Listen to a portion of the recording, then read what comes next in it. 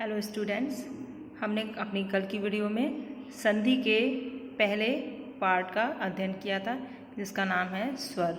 और अब आज हमने दूसरे पार्ट का अध्ययन शुरू करेंगे जिसका नाम है व्यंजन संधि। तो सबसे पहले हम व्यंजन संधि की परिभाषा देखते हैं। स्वर और व्यंजन और स्वर तथा व्यंजन और स्वर के मेल होने पर जो परिवर्तन होता है उसे हम व्यंजन संधि कहते हैं। दूसरे शब्दों में अगर इसकी परिभाषा हम देखें तो व्यंजन वर्ण के बाद स्वर अथवा व्यंजन आने से व्यंजन में जो परिवर्तन होता है, व्यंजन वर्ण के बाद स्वर अथवा व्यंजन आने से, आप ध्यान से सुनिएगा, व्यंजन वर्ण के बाद स्वर अथवा व्यंजन आने से व्यंजन में जो परिवर्तन होता है उसे हम व्यंजन संधि कहते हैं। तो देखें, हम इसका एग्जाम्पल देखते हैं। पहला इसका एग्जाम्पल है जगत जमा ईश। अब इसमें तय हमारा क्या है? तय हमारा इसमें व्यंजन है।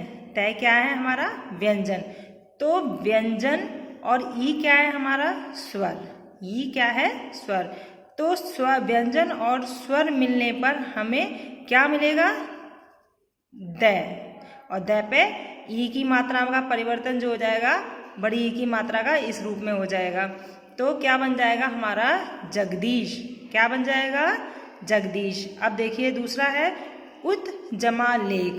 क्या बना हमारा? उल्लेख। तो इसकी हम संधि विच्छेद करेंगे तो तय हमारा क्या निकलेगा? व्यंजन। हमने ऊपर भी देखा था तय व्यंजन था, और लय हमारा क्या है? वो भी व्यंजन है। यहाँ पर लय क्या है? व्यंजन। तो व्यंजन और व्यंजन मिलके भी क्या बनेगा हमारा? आधा लय में ही आ जाएगा और लय के ऊपर एक ही मात्रा ऐसे ही रहेगी, तो उल्लेख। फिर शरत जमा चंद्र।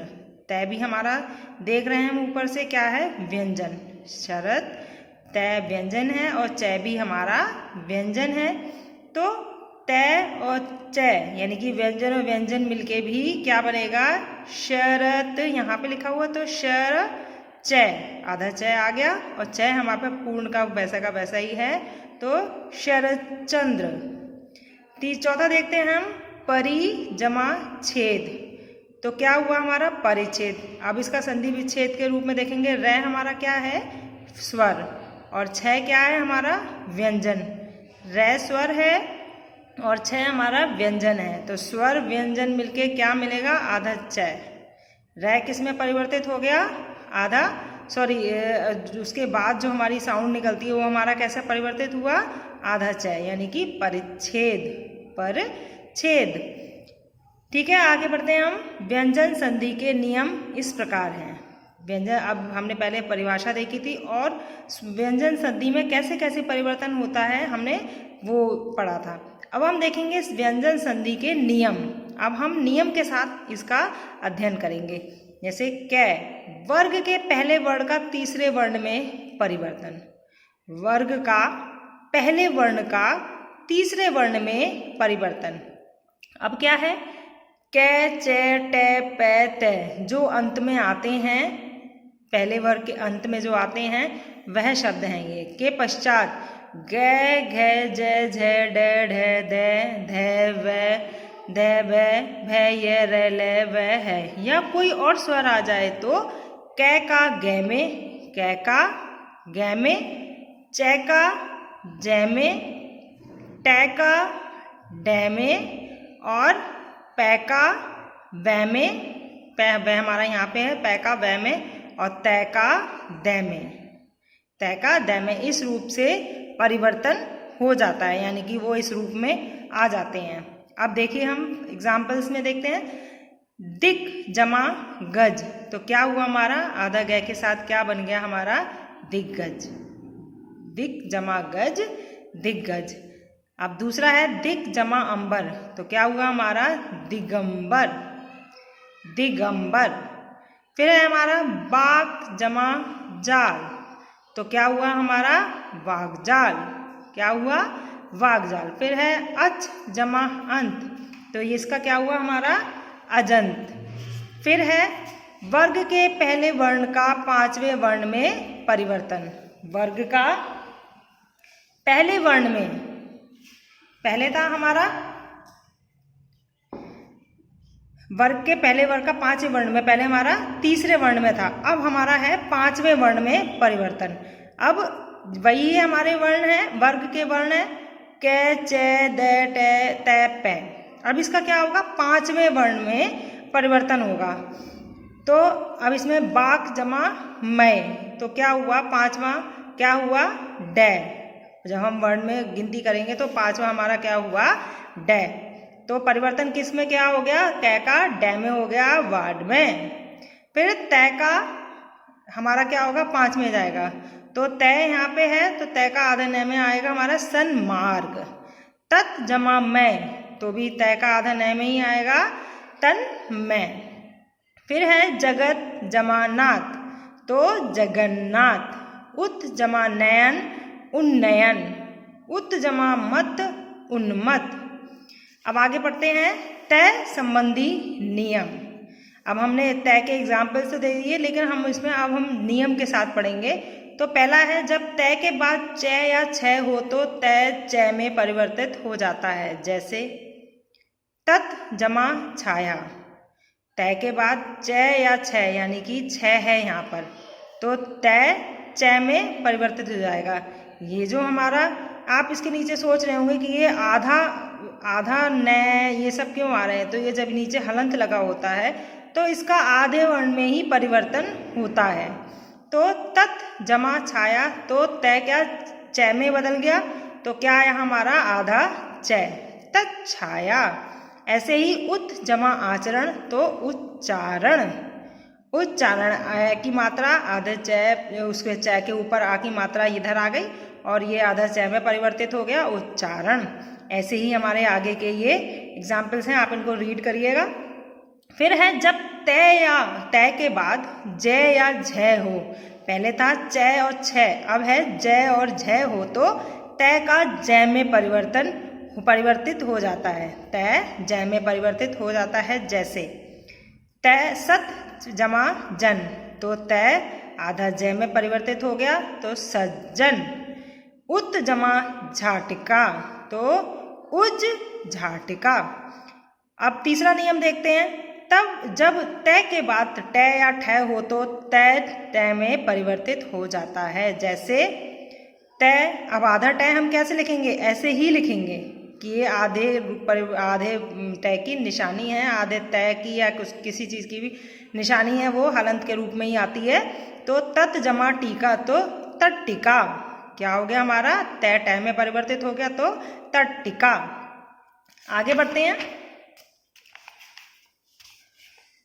चौथा नियम देखते हैं, जब तय के बाद ड या ढ हो तो तय ड में परिवर्तित हो जाता है। जैसे उत जमा डयन, अब तय के का तय और ड या ढ हो तो तय का ड में ही परिवर्तन होगा। जैसे तय डयन, तो तय का क्या हो गया, जैसे आधा ट लिख के नीचे हलंत लगाता है, ऐसे ही आधा पूरा ड लिख के नीचे हलंत लग जाएगा, तो वो डयन। अब पांचवा देखते हैं, तय के बाद लय होने पर तय लय में परिवर्तित हो जाता है। तय के बाद लय होने पे तो परिवर्तन बस कितना होगा, लय में हलंत लग जाएगा। तो तत् जमा लीन, तो तल्लीन, आधा लय तल्लीन। फिर उत जमा लेख, उल्लेख। उत जमा लिखित, उल्लिखित। ठीक है। 6 देखते हैं, तय के बाद ई हो तो तय में द और है ध में परिवर्तित हो जाता है। तय के बाद ई हो तो तय द में और ई और तय के बाद द और है ध में परिवर्तित हो जाता है। जैसे अब ये तय के बाद क्या ई है, तो तय तो हमारा ई में ही परिवर्तित हो गया, तो तय तो हमारा द में परिवर्तित हो गया और ई भी हमारा इधर ही पर मिल गया, तो उद्धृत क्या हो गया हमारा, उद्धृत। ऐसे ही तत् जमा हित, तय है यहाँ पे हमारा, तो ई की मात्रा के साथ में ही है तो है ध में हो जाएगा, तय द में परिवर्तित हो गया। जैसे ऊपर दिया गया तय द में और है ध में, तो है जो है ध में परिवर्तित होके ई की मात्रा एज इट इज रहेगी, तो त्वधित। अब सातवां देखते हैं, जब तय के बाद शय हो तो तय का चय और शय का छय बन जाता है। तय के बाद शय हो तो तय का चय और शय के बाद छय बन जाता है। जैसे सत, तो ये हमारा क्या हो गया, चय बन जाएगा यहाँ पे, और शय है यहाँ पे तो शय क्या बन जाएगा, छय। तो क्या हुआ हमारा, से और अधचय शय छय में परिवर्तित होके छ और त्र, सत छात्र, सत छात्र। फिर उत जमा शिष्ट तो उच्छिष्ट। अब देखते हैं छह संबंधी नियम। अभी हमने पढ़े थे तय संबंधी नियम, अब हम पढ़ेंगे छह संबंधी नियम। अब हम क्या पढ़ेंगे, छह संबंधी नियम। तय के बाद हम किसका अध्ययन करेंगे, छह संबंधी नियम का। तो किसी स्वर के बाद छह आ जाए तो छह से पहले चय आ जाता है। किसी स्वर के बाद छह आ जाए तो छह से पहले चय आ जाता है। जैसे ए क्या है हमारा स्वर और छह क्या है हमारा व्यंजन। तो स्व छंद, इसका विच्छेद में क्या हम देखते हैं किसकी स्वर क्या स्वर निकल रहा है। तो यहाँ ए का स्वर है, यहाँ छह है ही। तो छह हमारा क्या है, यहाँ पे क्या परिवर्तन क्या होगा हमारा, छह से पहले चय आ जाता है, यानी कि यहाँ ए की मात्रा जो है वो यहाँ पे आधे चय में परिवर्तित हो जाएगी, एज इट इज रहेगा। बस स्व का के आगे ए की मात्रा चय में परिवर्तित हो जाएगी। ठीक है, तो क्या बन जाएगा, स्वच्छंद। ऐसे ही आगे के एग्जाम्पल है, आप इनको रीड करेंगे। फिर है मैं संबंधी नियम। यदि मैं के बाद कै से लेकर मैं तक कोई व्यंजन आता है तो मैं उस व्यंजन के पांचवें वर्ण में परिवर्तित हो जाता है। जैसे सम जमा गति, सम जमा गति तो क्या हुआ हमारा, संगति। ऐसे ही सम जमा अध्या, सम जमा ध्या तो संध्या। ऐसे ही अहम जमाकार तो अहंकार। ये भी एग्जाम्पल्स आप रीड करिएगा। फिर है मैं के बाद यदि य र ल व श स है हो तो मैं सदैव अनुस्वार में परिवर्तित हो जाता है। किस में परिवर्तित होगा, मैं के बाद यदि ये सारे शब्द होते हैं तो वर्ण होते हैं तो क्या हमारा अनुस्वार में परिवर्तित हो जाता है। जैसे मैं के बाद क्या है, य, तो सम जमा योग तो किसमें, अनुस्वार में, बिंदी में परिवर्तित हो जाएगा तो संयोग। ऐसे ही सम जमा शय तो संशय। ठीक है, इनको भी आप रीड करिएगा। फिर है र संबंधी नियम। अब यदि र से पहले र हो तो र हो और र से पहले ह्रस्व स्वर हो तो ह्रस्व स्वर का दीर्घ स्वर दीर्घ हो जाता है तथा र का लोप हो जाता है। जैसे निर्जमा रस, तो र से पहले क्या है, र और र से पहले ह्रस्व स्वर हो तो दीर्घ स्वर हो जाता है। यानी कि इसमें किस प्रकार से परिवर्तन हुआ, र से पहले र और र से पहले ह्रस्व स्वर हो, ह्रस्व स्वर यानी कि छोटी ई की मात्रा हो तो ह्रस्व का दीर्घ में परिवर्तन हो जाता है। तो क्या हुआ हमारा, र से पहले या न ऐसे आ गया तो ह्रस्व का दीर्घ में परिवर्तन होके बड़ी की मात्रा लग के नीरस, पहले निर जमा रस था यानी कि छोटी की मात्रा थी। र से पहले क्या था हमारा, यहाँ पे ह्रस्व स्वर था तो क्या बन गया हमारा, नीरस। ऐसे ही है निर्जमा रोग, सेम एज इट इज, यही है आगे है हमारा निर्जमा रोग तो क्या हो गया हमारा, निरोग। अब है तीसरा है हमारा विसर्ग संधि। तीसरा है हमारा विसर्ग संधि। विसर्ग के बाद स्वर या व्यंजन आने से विसर्ग के स्थान पर जो विकार होता है उसे हम विसर्ग संधि कहते हैं। या हम आगे जैसे हमने देखा है, इसमें पढ़ा है, उसी प्रकार से हम इनके नियमों का अध्ययन करेंगे। अब हम विसर्ग संधि के नियम देखेंगे। विसर्ग का ओ में परिवर्तन, विसर्ग का ओ में परिवर्तन। यदि विसर्ग से पहले आ हो तथा बाद में आ या किसी भी वर्ग का तीसरा, चौथा, पांचवा वर्ण हो, य, र, ल, व, है हो तो विसर्ग का ओ हो जाता है। पहले आ हो तथा बाद में आ हो या किसी वर्ण का तीसरा, चौथा, पांचवा वर्ण हो तो हो या य, र, ल, व हो यानी कि वर्ण का पांचवा, चौथा या पांचवा, तीसरा, चौथा, पांचवा वर्ण हो या य, र, ल, व हो तो विसर्ग का ओ हो जाता है। हम एग्जाम्पल देखते हैं। मनः जमा बल, तो मना जमा बल, तो क्या हो गया हमारा मनोबल। किसमें परिवर्तन हो गया, ओ में। किसमें हो गया परिवर्तन, ओ में, तो मनोबल। ऐसे ही मना जमा योग, तो किसमें, यहाँ पे भी ओ में परिवर्तन हो गया, ओ की मात्रा में, तो मनोयोग। ऐसे ही ये एग्जाम्पल हैं, आप इनको रीड करिएगा। फिर है विसर्ग का रै में परिवर्तन। किसमें, विसर्ग का रै में परिवर्तन। यदि विसर्ग से पहले ए और आ से अलग कोई स्वर हो, यदि विसर्ग से पहले आ से अलग कोई स्वर हो, तो विसर्ग का मेल किसी स्वर, किसी वर्ग के तीसरे, चौथे, पांचवें वर्ण या य रै लय में हो, तो विसर्ग परिवर्तन होके रै हो जाता है। इसमें ओ हो गया था, अब इसमें रै हो जाएगा। जैसे नी जमा जल, तो क्या हो गया हमारा रै यहाँ पे परिवर्तित हो गया, यहाँ पे, तो निर्जल। फिर नी जमा यात, निर्यात, क्या हो गया। अब हम डिटेल में आपको पहले भी इसमें भी समझाया था और अभी बताओ, ए और आ से अलग कोई स्वर हो, तो विसर्ग का मेल किसी स्वर, किसी वर्ग के तीसरे, चौथे, पांचवें वर्ण या रै लय व हो, तो विसर्ग परिवर्तित होके रै हो जाता है। उसी के अकॉर्डिंग ये सारे एग्जाम्पल्स दिए गए हैं, आगे आप इनका अध्ययन करेंगे। फिर विसर्ग का शय में परिवर्तन। विसर्ग से पहले यदि कोई स्वर हो तो उसका मेल च, छ या शय हो, तो विसर्ग का शय हो जाता है। जैसे निश्चल, तो क्या हुआ निश्चल। विसर्ग से पहले यदि कभी कोई स्वर हो तो उसका मेल च, छ या शय हो, तो विसर्ग का शय हो जाता है।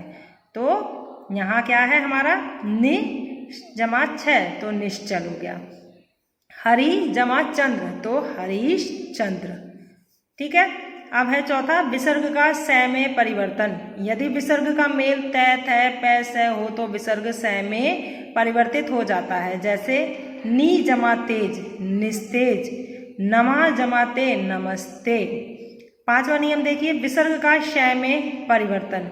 यदि किसी विसर्ग से पहले ई, ऊ और विसर्ग का मेल क, ख, ट, प, फ से हो, तो विसर्ग श में परिवर्तित हो जाता है। जैसे दु जमा कर्म, दुष्कर्म, नि जमा काम, निष्पाप। किसी विसर्ग से पहले ई और ऊ हो तो विसर्ग का मेल क, ख, ट, प, फ से हो, तो विसर्ग श में परिवर्तित हो जाता है। जैसे ये क्या है हमारा ऊ है, तो और क है यहाँ पे, तो परिवर्तन क्या होगा श में, तो श हमारा क्या आएगा आधे में। तो दुष्कर्म, दुष्परिणाम, निष्फल, निष्काम, निष्पाप, निष्कलंक, ये सब हमारे इसके एग्जाम्पल है। प्लीज रीड करिएगा इनको। विसर्ग का लोप होना। अब यहाँ पे क्या है, विसर्ग बिल्कुल लोप हो जाए, बिल्कुल ही चले जाए, तो यदि विसर्ग का मेल रै से हो तो विसर्ग लुप्त हो जाता है। विसर्ग का पहला स्वर दीर्घ हो जाता है। जैसे नी जमा रज, तो विसर्ग से पहले ये जो हमारी दीर्घ यहाँ पे रज छोटा है, ये छोटी की मात्रा जो है वो हमारा क्या दीर्घ में हमारा बदल जाएगा। तो नी जमा रज, तो नीरज, बिल्कुल विसर्ग यहाँ से चले गए, बस क्या मात्रा में चेंज हुआ है हमारा, और कुछ नहीं हुआ, मात्रा हमारी दीर्घ हो गई है। ऐसे ही नी जमा रस, नीरस, नी जमा रोग, निरोग। आगे देखते हैं विसर्ग में परिवर्तन ना होना। विसर्ग से पहले यदि आ हो और विसर्ग का मेल का या पा हो तो विसर्ग नहीं बदलता। जैसे विसर्ग से पहले आ हो और विसर्ग का मेल कै और पै से हो तो विसर्ग नहीं बदलता। जैसे प्रातः जमा काल, अब यहाँ पे कै है, विसर्ग का मेल किससे हो रहा है कैसे, तो विसर्ग नहीं बदलेगा, प्रातः काल। ऐसे ही अंतः, अंतः जमा पुर, तो अंतपुर, अंत जमा करण, तो अंतः करण, अंध अंधा जमा पतन, तो अंधा पतन। यहाँ पे क्या विसर्ग हमारा विलुप्त कब नहीं होता है, जब कै या पै से मेल होता है, तो विसर्ग हमारा एज इट इज रहता है। चलिए इसकी एक्सरसाइज करते हैं। संधि किए गए ठीक शब्दों के आगे सही का निशान लगाना है। अब ये जो संधि दी गई हैं तो उनको संधि बना के भी यहाँ पे आपको शब्द लिखे गए हैं, तो हमें उसका सही गलत का निशान लगाना है। तो दया जमा आनंद, तो दयानंद होगा या दयानंद होगा, तो क्या होगा हमारा दयानंद। स्व जमा अर्थ, तो स्वार्थ। तथा जमा एव, तो तथैव। ऊपरी ऊपरी जमा उक्त तो उपर्युक्त। पो जमा इत्र तो पवित्र। यह आप अपनी बुक में फिल करिएगा। फिर निम्नलिखित शब्दों का संधि विच्छेद कीजिए तथा उनके उचित भेद पर सही का निशान लगाइए। अब इसमें क्या है, अन जमा वेषण। हमें इसमें ये देखना है कि ये कौन सी संधि है, वृद्धि संधि है या यड़ संधि है। ये आपको, आपने इसमें रीड करा है तो ये आपको खुद करने हैं। ये आपका होमवर्क है और ये आप मुझे करके सेंड करेंगे, ठीक है। और ये इसके बाद ये क्वेश्चन आंसर्स मैं आपको करवाऊंगी। फिर ये भी संधि कीजिए, ये भी आपका होमवर्क है। यानी कि आपकी ऑल जितनी सारी एक्सरसाइज है वो आपकी होमवर्क में है और ये आप मुझको सेंड करेंगे विद एग्जाम्पल्स। जो भी आपने इसमें भाग्य बनाने हैं, कुछ भी करने हैं, वो आप मुझे सेंड करेंगे अच्छी अच्छी राइटिंग में, सुंदर सुंदर राइटिंग में। तो होप सो आपको ये सारी चैप्टर जो है संधि का समझ में आया होगा। मिलते हैं हम अपनी नेक्स्ट वीडियो में। Till then bye.